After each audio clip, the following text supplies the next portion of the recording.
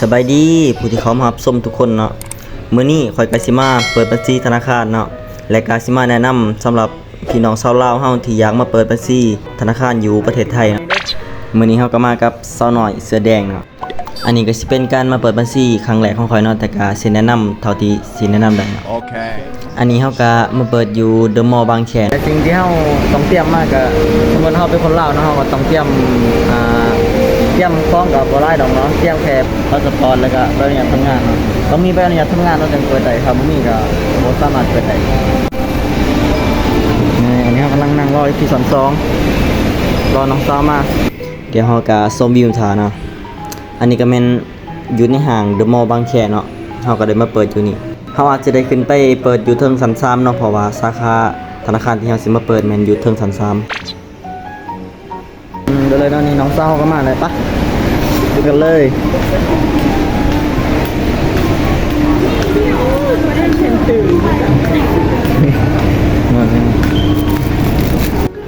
ก็คือคอยว่าเนาะสิ่งที่เราต้องเตรียมมาก็มีแค่พาสปอร์ตแล้วก็ใบอนุญาตทำงานหรือว่า MOU นั่นเองตอนนี้เราก็มาฮอดสาขาของธนาคารกสิกรแล้วเนาะนี่ครับมากันแล้วเราต้องกดเอาบัตรคิวเนาะนี่เดี๋ยวบัตรคิวเราก็เข้าไปหาที่นั่งได้เลยที่ช่องบริการ4N ค่ะเดี๋ยวเราเขาเรียก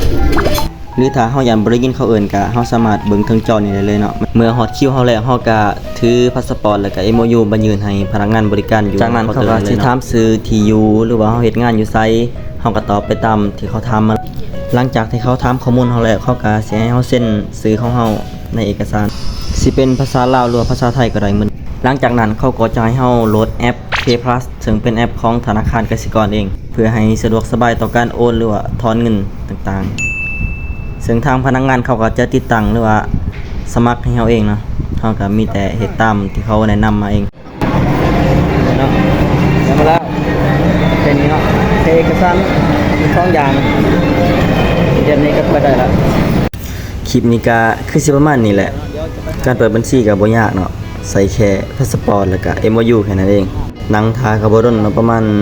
15-20 นาทีเท่านั้นคลิปนี้เฮาก็คือสิจบเพียงเท่านี้เนาะอันนี้แค่มาแนะนำการเปิดบัญชีเท่านั้นเอง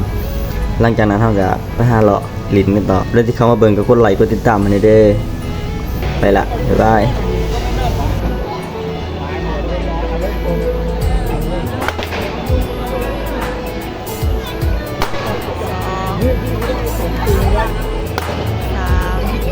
เดมมาโต้นึง